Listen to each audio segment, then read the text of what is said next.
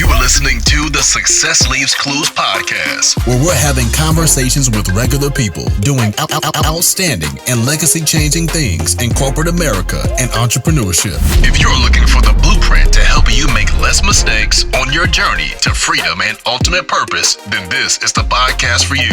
And now, here's your host, Dr. K. Dr. K. Hey, I'm here today with Saen Higgins. Look, you've probably seen him everywhere. He is an entrepreneur, real estate investor, coach, mentor, philanthropist. The list goes on. How do you introduce yourself, Saen? There's so many titles. Wealth strategist, is really what it comes down to.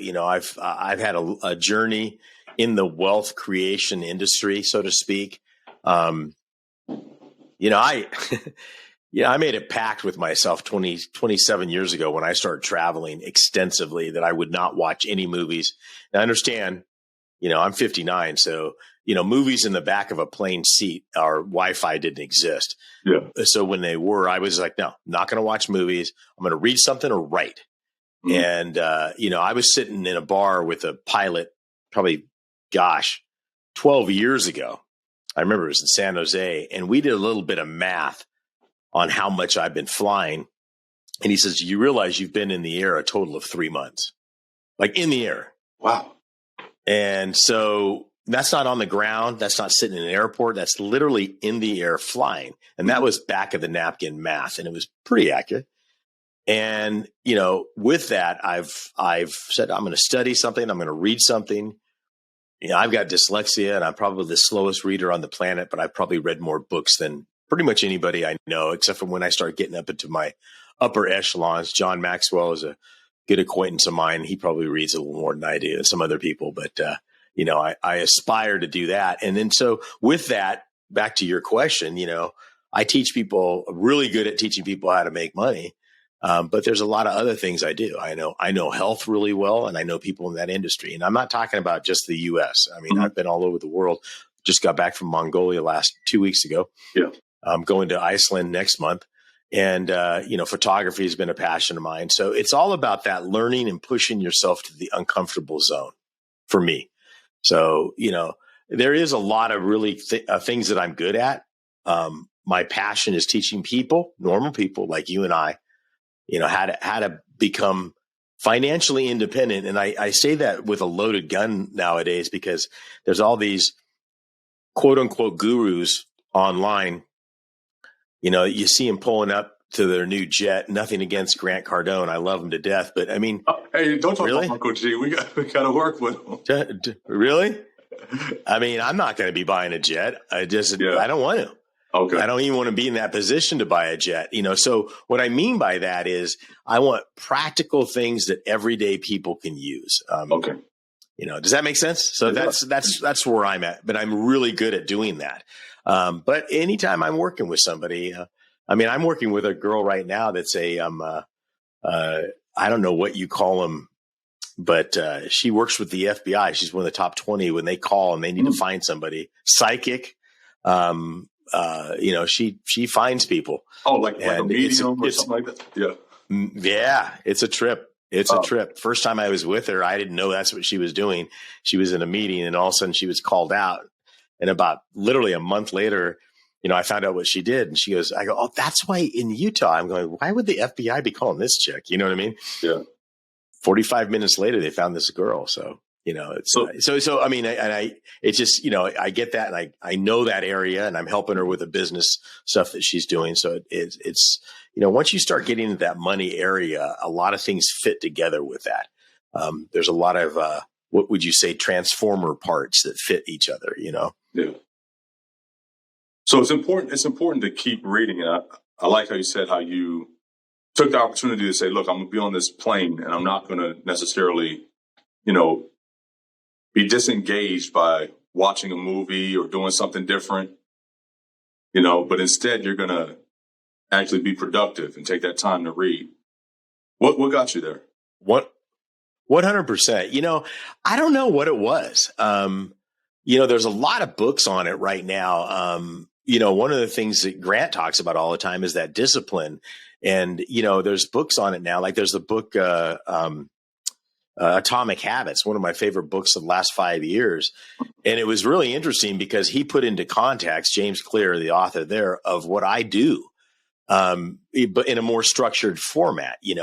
I get up at 4:30. I was up at 4:30 this morning. And, my 24-year-old son goes, "Why do you keep doing that?" I go, "Because, I have to." Yeah. And, I've seen my friends around me that don't do that. And they're, I don't want that. I want to push myself. I want to learn some things.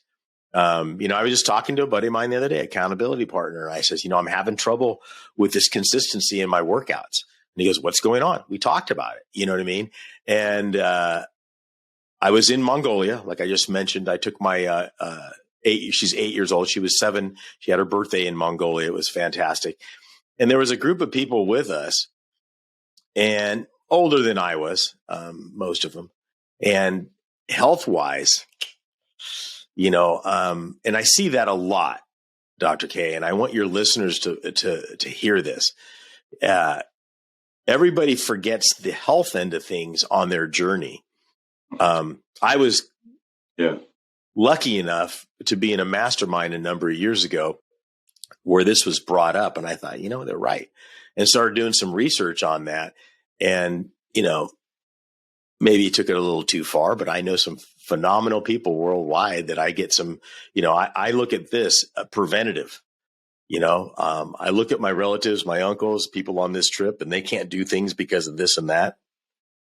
And I don't want to be there. So, that journey of reading has got me to the point where I will focus on a subject. Like this year is on my sleeping. And consistency with workout. That was my big goal at the beginning of this year. I know sleep is super important. And I was brought up with oh man, you got to work. Man, I can sleep up 4 hours and still get work done. That's a bunch of bullshit. You can't. You can't. It's not true. You get burnout. You don't make worse decisions and all that stuff. So, I've got myself a Whoop that tracks my workouts, but it also, more importantly, tracks my HRV, my sleep. I've gotten a little crazy. I love my little girl. She's my little mirror of me. I mean, my 24-year-old goes, God, she just spits out things. She comes in, Daddy. She goes, "What are you doing, Daddy?" I said, "Well, I'm going to tape my mouth shut and wear this mask when I sleep." She goes, "Why?" I go, "I'm reading a lot of stuff on it. It says it's good for you, and it's about nose breathing and all this stuff." And at first I thought these people were crazy. Then I had some other doctors that are I got sleep apnea, so I don't have a choice. I'm wearing a daggone mask. Yeah, well, try. There's a book called Breathe. Yeah. Again, one of the better books I've read lately. And so I started taping my mouth shut and wearing a mask, and for the circadian, get the light out of there, and all of these things. And oh my gosh, I'm ready to rip it. When I get up at 4:30 and start work out at 5. Boom, boom, boom, so it's boom, been working for you? And it's been working for me, and I'm actually right now in the process of thinking about the new year and what is it that I'm going to pursue next year? Who am I going to seek out? That can take me to another level. Who's going to get me other places? Who am I going to go differently with my photography? I got a lot of people hounding me about my photography, saying, "Hey, you need to sell that." Kind of sounds like a job. But maybe not. I'm in the pursuit of getting my master's in photography, so that'll be, that's good only because there's some things that I don't understand in the whole processing that I'm trying to learn. So, I don't want to go down a rabbit hole. We can talk forever. But hold on, Sean. But you're already talking. I just want everybody to hear that. It's just, you guys, those of you who listen out there, that you're entrepreneurs, is focus on the one thing. Okay. Don't try to do 8 different money making things. Focus on the thing that's going to make you money. Yeah. Okay. But you've got this free time, and this isn't dress rehearsal. We don't get a do-over. So, be on purpose about things. That's my big message for a lot of people. But I can tell you, does that make sense? I can tell you're being on purpose because we're just past the halfway mark of the year, and you're already planning out what you're going to read, what you're going to work on to perfect improve yourself, and who you're going to seek out to either get mentorship, work with, whatever it's going to be next year. And most people don't start that until they're trying to come up with this New Year's resolution, and it's already December 30th, 31st. What has you doing that so early in the year? Nothing happens by accident. Mm-hmm. So, you have to plan for, I had a relationship one time and this girl says, why do we have to plan everything? Why do you have everything so planned? I go, she says, why can't we just be spontaneous? I go, that's bullshit. It doesn't work. So I'll give you an example for, my friend and his wife wanted to come up with go wine tasting, and my cousin, who's my age, wanted to come out with his wife and go wine tasting. And Tommy, my cousin, calls me up and he goes, okay, what do I need to do? You land at 4:50. I'll pick you up at the airport. I live in Sacramento, which is, 45 minutes from Napa. Yeah. And he goes, well, yeah, but where are we staying? I got it all handled. What are we doing? Got it all handled. And this is just who I am. I knew the private wineries we were going to. I knew where we were going to go when we got there. Mike and his wife he wasn't going to get there till later. I was going to pick up his wife, and the five of us were going to do a wine tasting. We were going to meet Mike at dinner after we checked into the hotel. We get to dinner, and Mike shows up, and we're at press, which is a 3-month waiting list just to get into the restaurant. And, we already had one wine tasting. Mike was going to meet us for the next day. He just got there, so he was going to join us. And, Tommy, my cousin, goes, I'm not used to doing this. I said, what are you talking about? He goes, well, literally everything you've got structured. I go, oh, yeah. And and Mike goes, yeah, when Sean says we're going to go somewhere, I just go, all right, just tell me when to show up. Because here's the deal.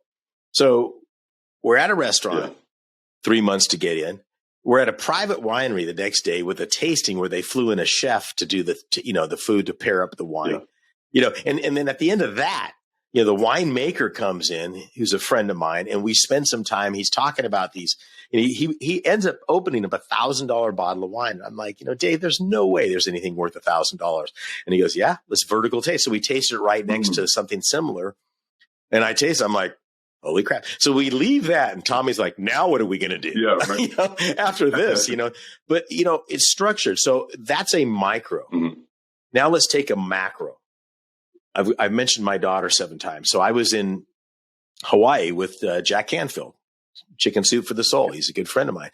And I signed up for a class of his. It was substantial.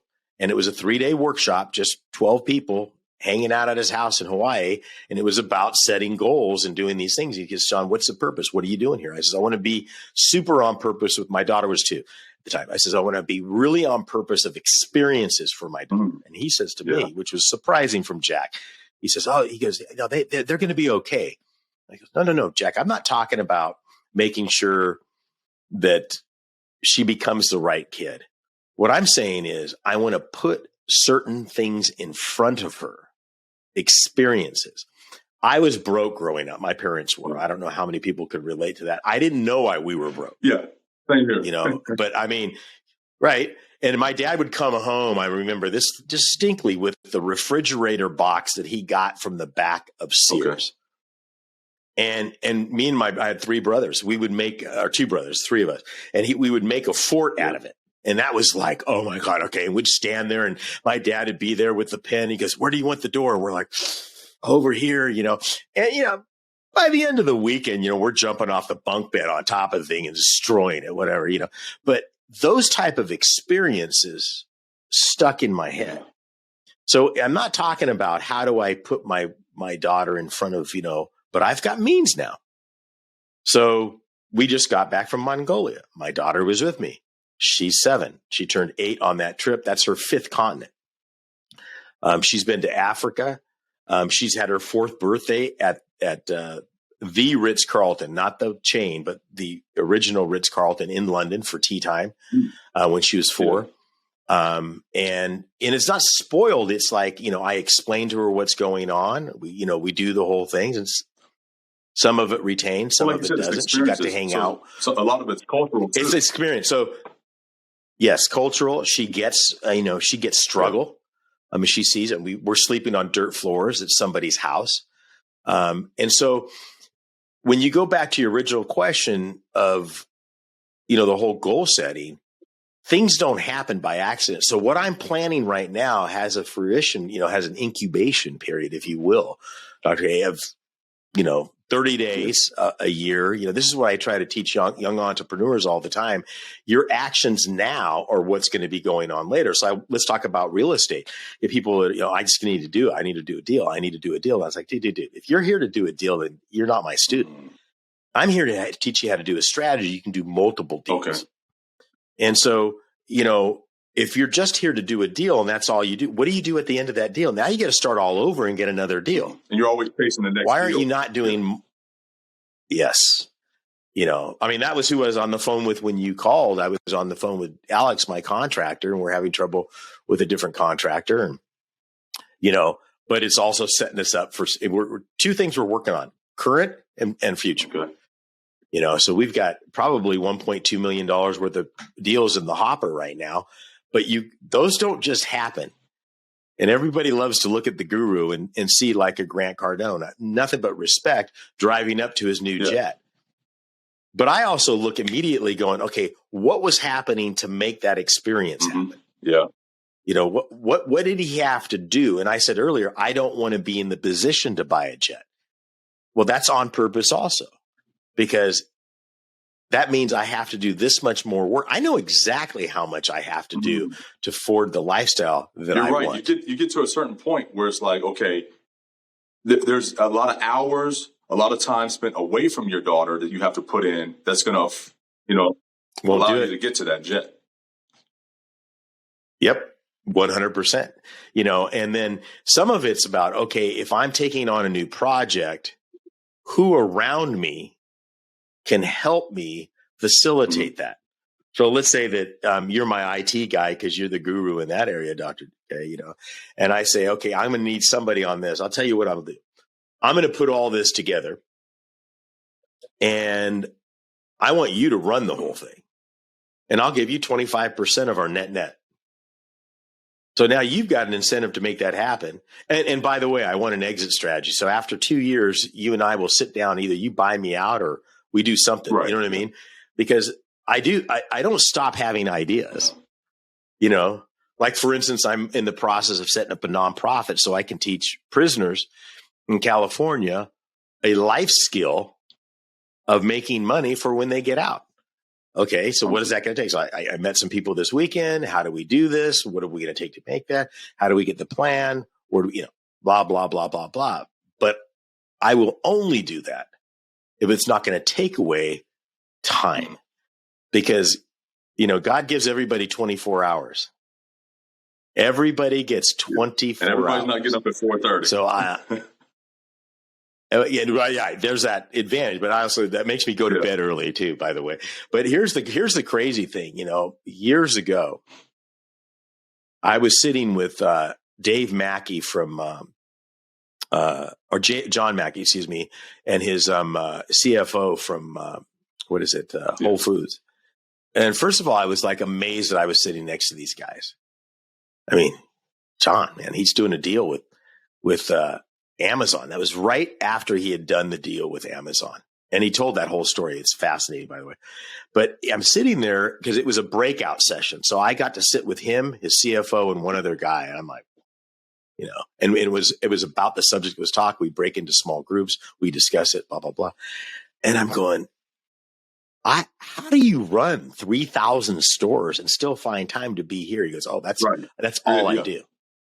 Is I make sure that I have time to do things like this, because I've always thought about this.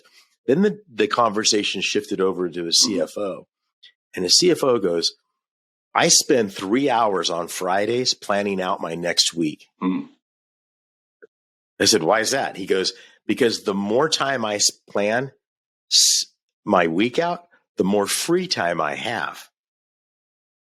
And I was like, wow. Yeah. So has anybody listening ever had that experience where you're like anxious and you're like looking at your whiteboard, you're like, what, did I lose something? Where am I supposed to be at?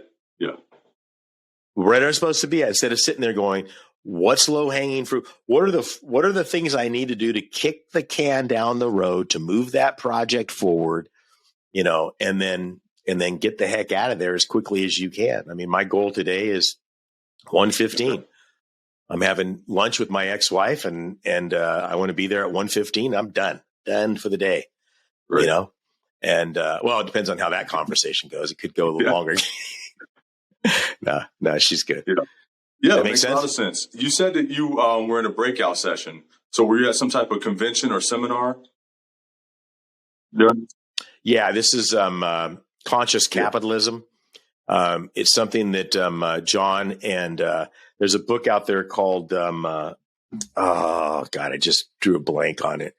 It's what the whole conscious capitalism movement is based on. It's going to drive me nuts now. That's all right. But anyways, what the whole movement is about is corporations are what's going to save the world, not governments. And there's a way to, it's going to make me crazy. But anyways, this book that was written, they look at these companies that do customers first, employees second, owners third. And they do like 900% better than companies that are shareholder driven. And so what John wanted to do is put together a group of people that are adherent to that philosophy. And so it was his conference. And there's only about 150 CEOs from around the world, really. And Unconscious Capitalism. Okay. All right. Thank you. Is the book Unconscious Capitalism. And anyways, so that was what that was all about.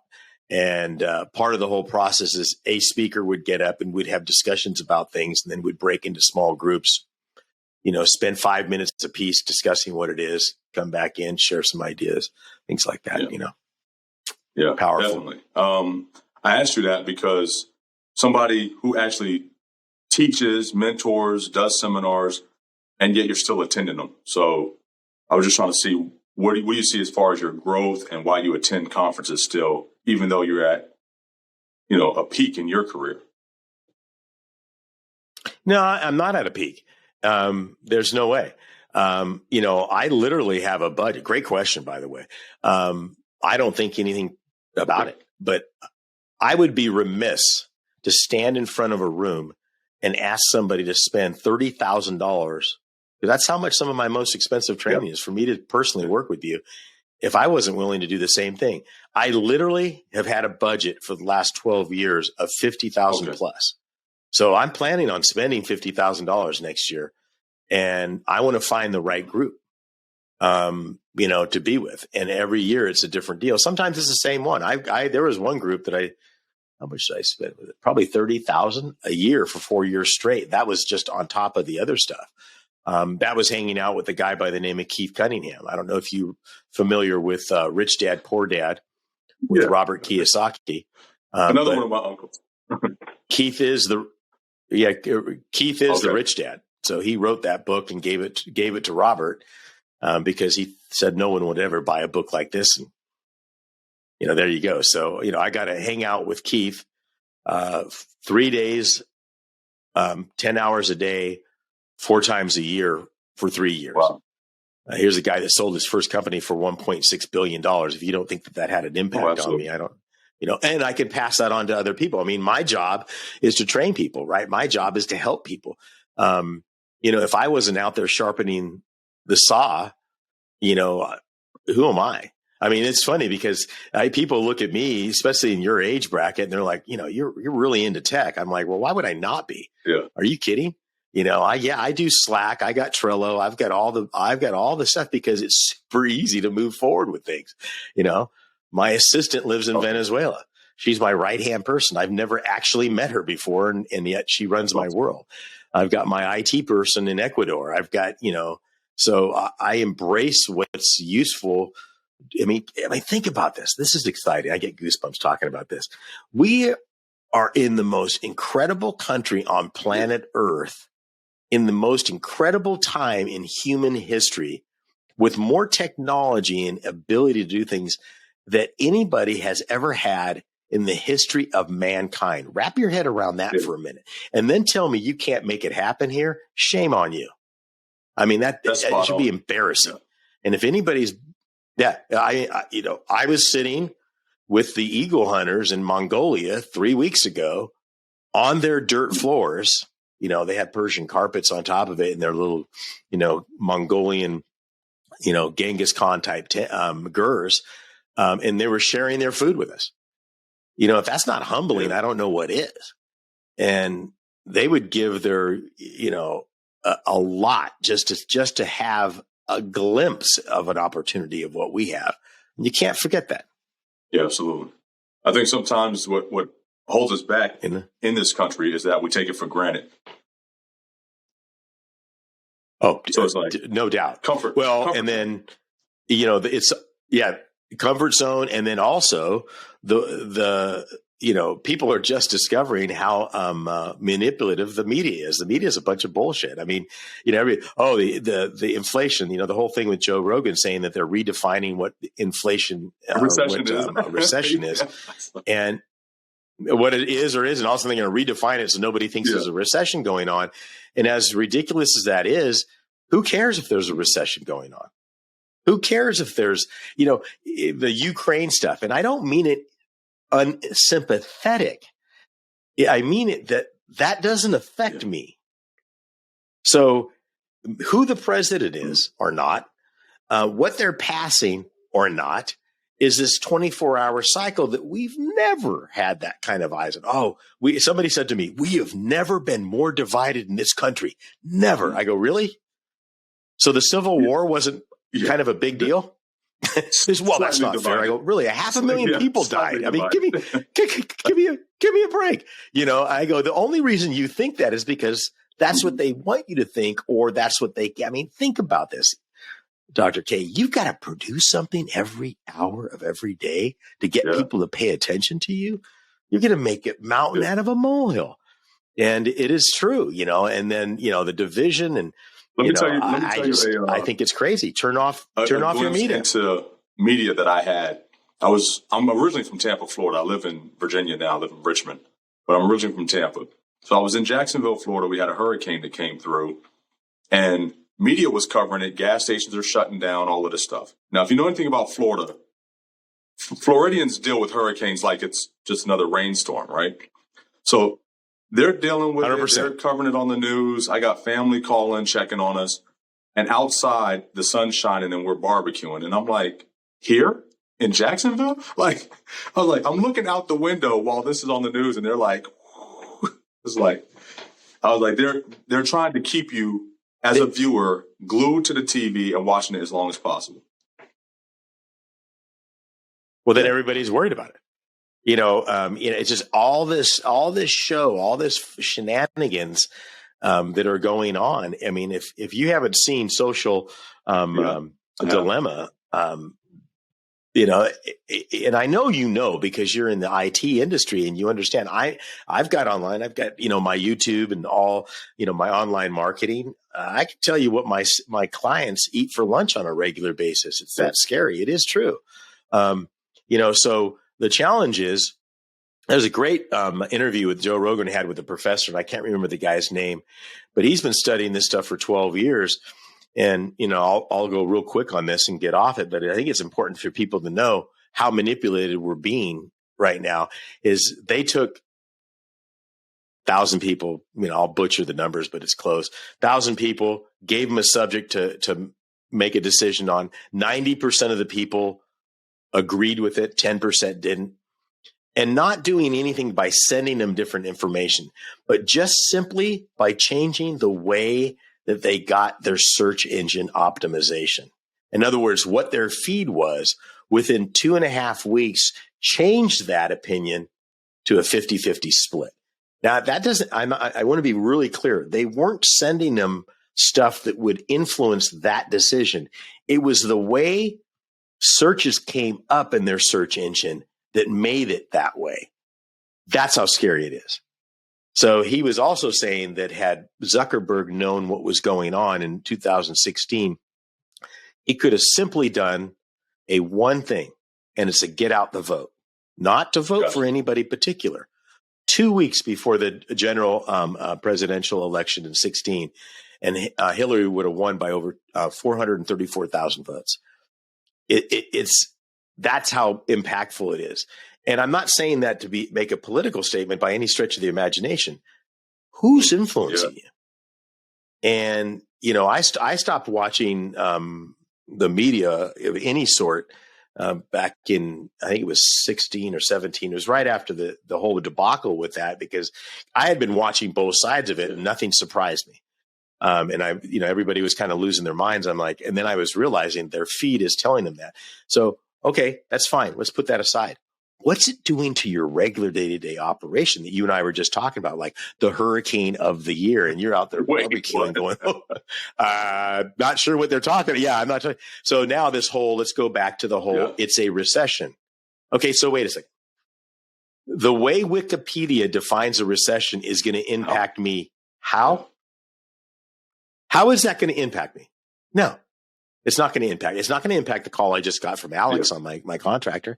It's not going to impact the draw I got to get on the construction that we're doing for Joshua Tree. It's not going to impact how I fly to Dallas next week to teach a class. No, not going to affect me. But yet they put it in there like, it's so if I could even, here's one thing I could suggest, have a no electronics day. Like just shut it down. Yeah.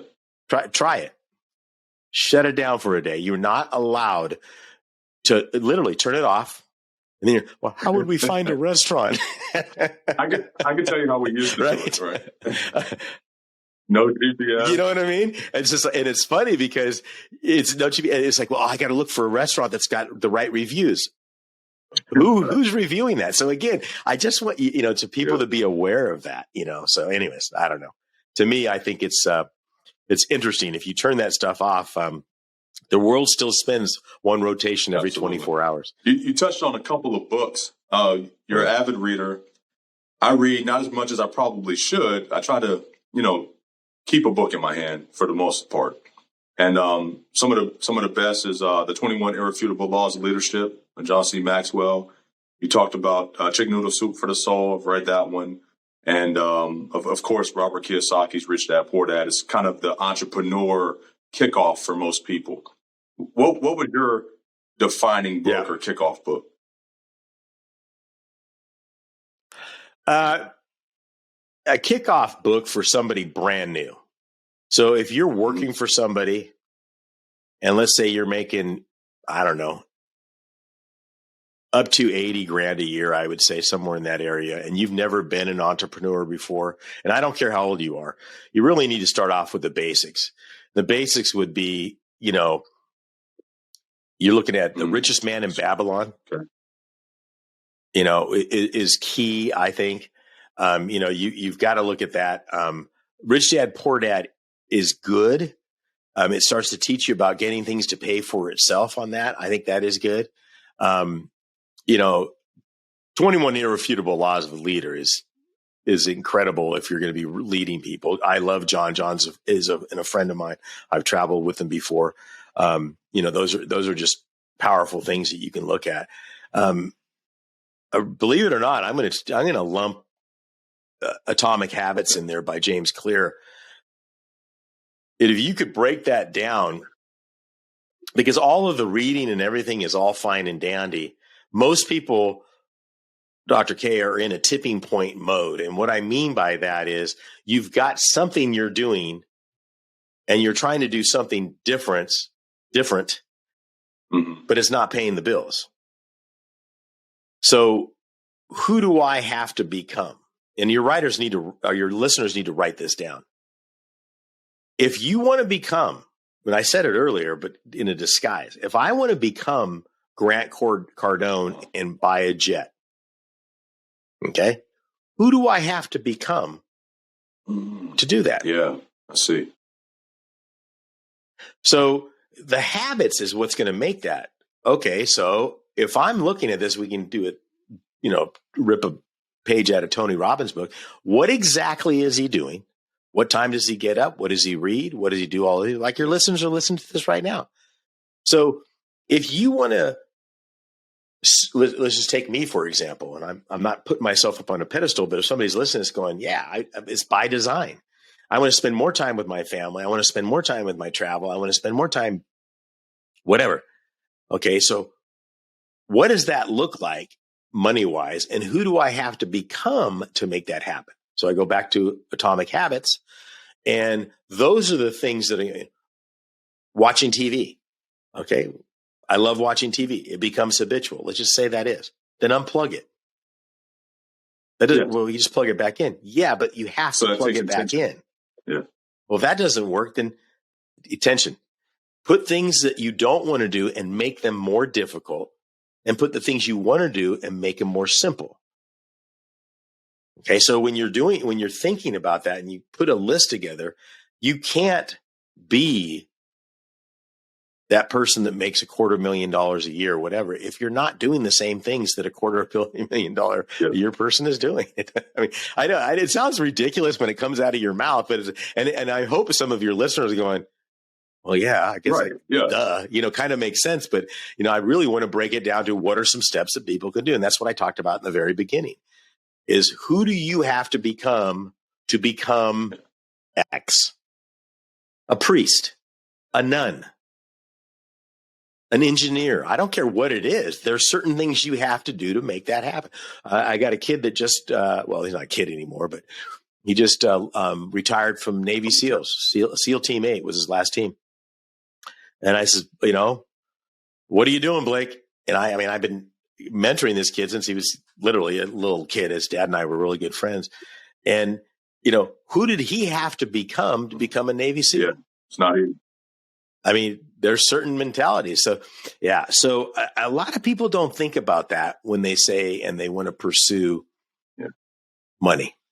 They want to pursue health. Well, they want to, whatever that is. The end goal. And I talk. What you're saying is who you are in your current state doesn't necessarily fit what you want. For example, I see somebody post on Facebook or Instagram and they got a Ferrari or a Lamborghini, but you're not doing Lamborghini work, right, to get there. So who do you have to become to get that or to get there? Well, and again, you guys, I don't need anybody to follow this mode, but, I've owned a lot of really nice cars and they just don't impress me. It's metal and plastic. That's all it is to me, but it always, when I look at that and I see these young guys that are driving these Lamborghinis and stuff, and I'm going, that doesn't make any sense to me. But that doesn't mean it's not something to pursue. But my question to you is, how do you become the person that has that Lamborghini in your life that's not being paid for by you? So that once you get that Lamborghini, now you're just trading one for another, and then that money just stays within that deal. How do you make it so it's not a liability and it becomes an asset type of a deal? And again, it goes back to that rich dad type of stuff in that conversation. You know what I mean? So who does that have to be? Millionaire Next Door, Dr. Bill Danko is a good friend of mine. Bill, it's a great book from, 15 plus years ago. Super relevant, especially for the young people. That was a life-changing book for me. It changed the perspective. Yeah, Bill is a good friend of mine. Yes, it does. Understanding what a millionaire truly is and, what it becomes. And, especially with this, IG, Facebook, TikTok society we live in, I can make a Facebook post, look any way I want, you know what I mean? Type of a deal. But, it's just, it's got to be real. What's reality? I've lost two brothers. I've had tragedy in my life. I've been through a horrible divorce that now we're great friends. That's reality. That's real to me. And that's what I love about this medium too, Dr. K, is it kind of cuts the fluff of the BS out there. You know what I'm saying? It's what's real. How can you, what are some of the biggest mistakes I've made? Those types of things. Those are the biggest, my biggest mistakes are who I am. You know what I mean? Because if you don't have mistakes, you can't grow. I briefly caught a glimpse of, top 10 lottery winners in the last 10 years and where they're at now. I can tell you where that was going to be before I watched the video, because they're not that person. So all of a sudden they show up and they're a 10 millionaire or $150 million. This one chick won, and she had 5 jobs, single mom before that. You don't think that The proverbial, you know what, was floating downhill. Oh my gosh. That's the money in the she's bank not account, that person. but you're not a millionaire. She doesn't. You're not a millionaire. Yeah. Isn't that interesting? I mean, some of you wrap your head around that. There was one guy, even he had 17 million in the bank, won $168 million net after taxes. Train wreck. Just an absolute train wreck. I mean, family, everything, the fights that were going on, it was just nuts, with that stuff. So, and that's actually a valid, concern of that. So, ask your listeners need to ask yourself, if you're aspiring to be an entrepreneur or a business owner or what have you, what does that tribe look like? Look at that tribe. Is that who you want to be? Then be that person. Dress like that person. Walk like that person. Be that person. John Maxwell, I remember we were in Beverly Hills at one of his conferences. I've been up to his house and gone golfing up in North Carolina. He's just a great man. But, he had a really good point one time. He was saying, he said, this really stuck with me. A friend of his was a pastor that had built a leadership program about young pastors to the point where there was probably close to like 6,000 people a year were coming to this big conference. And I want to say it's Michigan. And he was subject to a Me Too accusation. And I can't remember. There was a maid involved that made some accusations, excuse me. And John said a good point. He says, there's a problem in our community. And he says, yes, I'm talking about the Christian community, that there's if somebody's not becoming the perfect person or not the perfect person, we leave their side right away. I don't know what happened, but he's a friend of mine. And I will always stick with my friends. So, this is going back to my raw side of saying I've made some mistakes. But I also stand behind my mistakes because each one of those, I grew from. I've made $100,000 mistakes before, and I've had people going, "Weren't you pissed?" And I go, "Well, first of all, what good was that going to do?" Because, like going back to social media, I can only keep bringing that up because that's the age we're in, right? And so people got this perception of perfection. And nobody loses. Nobody makes any mistakes. Everybody has the fancy car. And it can hold a lot of people back. And knowing that, okay, I want to be an investor. And if I think that every deal is going to be a home run, you're talking right now with your contractors, you got other issues, but nobody sees that part of it. All they see is, the success stories. It can hold a lot of people back from even attempting to try to be successful. Yeah. I mean, you show me somebody that doesn't have any problems, and I'll show somebody that's 6 feet under. It doesn't exist. I mean, Sean, you're in Mongolia. Oh my gosh. Yeah. Guess what? We were leaving Mongolia. They pulled us at a line because they knew we were going to miss our connecting flight in Istanbul. Made me sign a document that I wouldn't hold them liable for getting stuck in Istanbul. I'm like, and I just wanted to get out of Mongolia because there was a lot more flights out of Istanbul. Now, Istanbul has got the most incredible, beautiful airport on planet Earth. I mean, it literally is one of the best in the world right now. 70-foot ceilings, Louis Vuitton, Coco Chanel. I mean, it's absolutely spectacular. So I wouldn't. I immediately, I love it. My daughter says to me, I said, we're going to be stuck in Istanbul. We're not going to make our connecting flight. And we were trying to get home for her birthday so we could have a celebration with her mom, even though it's been her birth month, she's had all these celebrations everywhere. And so she goes, oh, cool. We get to have an adventure. Good outlook. Like, yes, that's the proudest dad. So sure. I knew what was going to happen. We got off the plane. We shuttled over to the hotel, but I said we're gonna absorb this. We had a spectacular breakfast the next day with these windows of this hotel that were on these this motor or something. I didn't even notice it. And this coffee, oh God, we were in Mongolia. The coffee was crap, right? We're in Turkey now. It's just unbelievable, And these windows go up, and there's birds chirping, and not just a window, the whole thing, like all of a sudden became an open patio. I'd never seen anything like it before. And we've got this wonderful buffet that's out there, and all of this stuff happens. And on top of all that, we're waiting for the shuttle out front. And my daughter gets attacked by a yellow jacket and got bit like once or twice or something like that. And yeah, trust me, she's a little girl, and I grabbed her, brushed it out, ran her to the bathroom, saw where it hit her on the leg, held her. She's crying hysterically. And I'm going, well, now you know what that feels like. And I put some special cream on her that I told her was, this is the stuff. She goes, this is the stuff Jake is calling me. I go, yeah, this is. Because that's all I had with me, you know what I mean? And then I got some Benadryl cream out of the bag. But I mean, again, how you frame it is how you live it.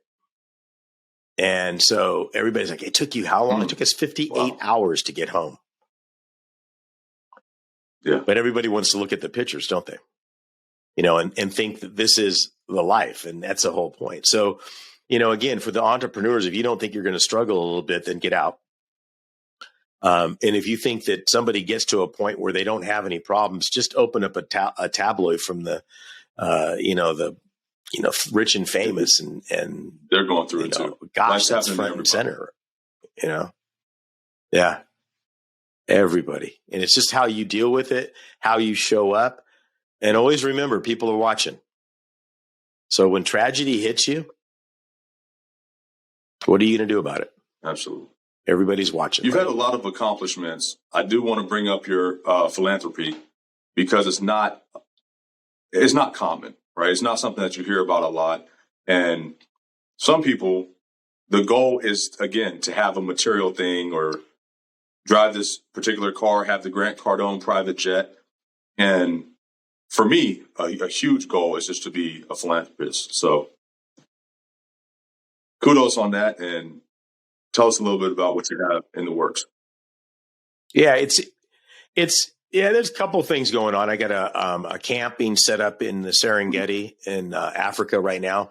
The real, selfish purpose of that one is I'm doing a mastermind in August of 2023 out there. I've been to Africa several times, and I thought it would be a great place to bring a bunch of people, and there's no internet for one full week. And then I started looking into it with some other people that I know in the photography world. And I'm like, why aren't we just building a camp? And I go, this sounds like a good idea. And so they're all getting into it, and we're putting up plans. And then all of a sudden one of them looks at me and goes, this is a real estate play to you, isn't it? And I go, oh, totally. This is like an Airbnb in Africa that I got to use for free, But here's the underlying foundational piece of that is the people we get to employ in that market is huge. I mean, we're going to be able to pay them probably double what they get paid locally. We also get to set the level up a different in that area, because this is not I don't want to say we don't want to make money. That's right. Anybody tells you that's they're lying. We're going to make money, but we're going to make enough that we can really take care of some people. One of the reasons I started my YouTube channel, which actually I'm doing a YouTube video this week that I'm for right now, all of my money from YouTube is going to my nonprofit. And, one of my purposes behind that is I was in Africa 3 years ago. I can't remember. A couple of years ago, it was pre-pandemic. And there was a village there that was trying to open up a medical, shack. You and I would call it a shack. But they needed $12,000. And, we were able to raise that just with the group that was there. But I started thinking about it.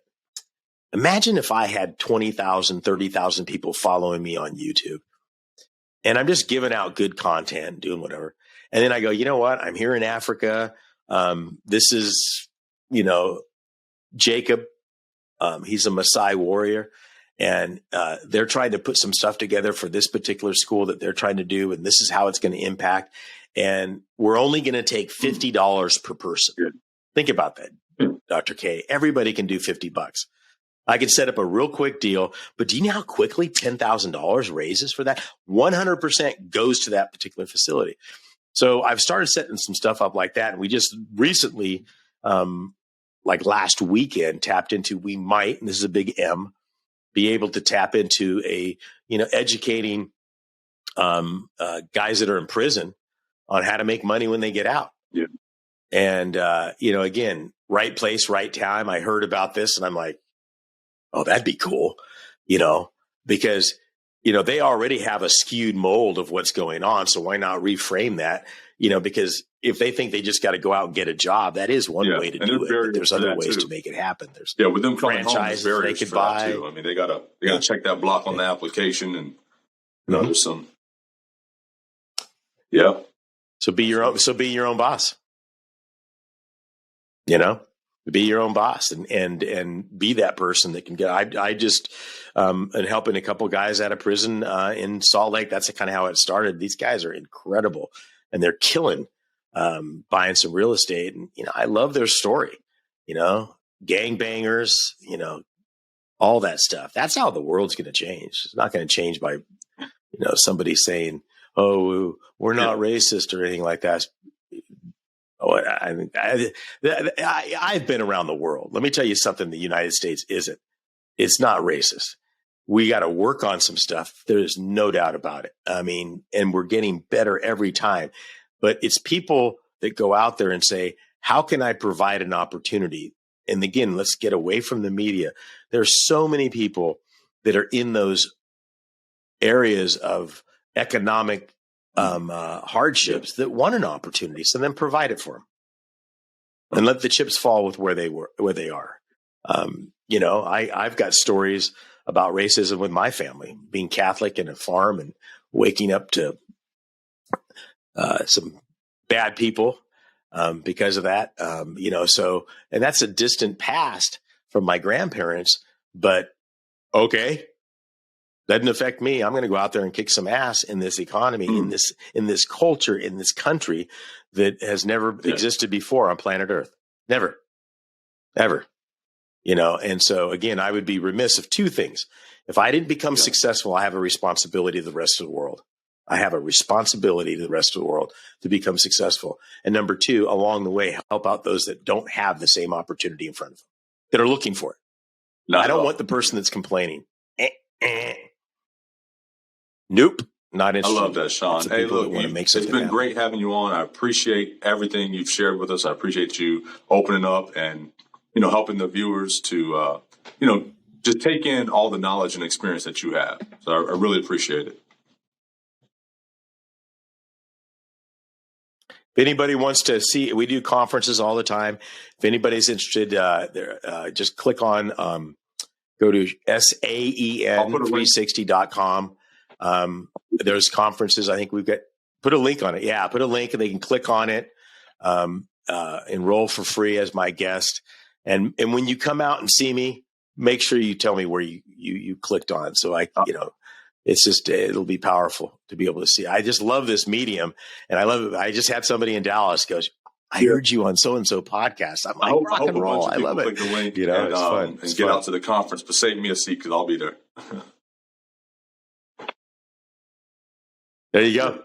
There you go. When we're in your area, I'd love to see. So I got something that I love to do on every episode. So the name of the show is Success Leaves Clues Podcast. So I like to point out a couple of clues that I got during our conversation. And I'm quite sure the listeners will pick up their own things and take that and help propel their careers and their entrepreneurship journey. So one thing, you talk about the discipline, the fact that you get up so early in the morning. Now, I have a habit of getting up. I was in the Army, so it's kind of stuck in me. I didn't have much choice, and now I can't break the habit. So I'm up usually around 5 o'clock in the morning.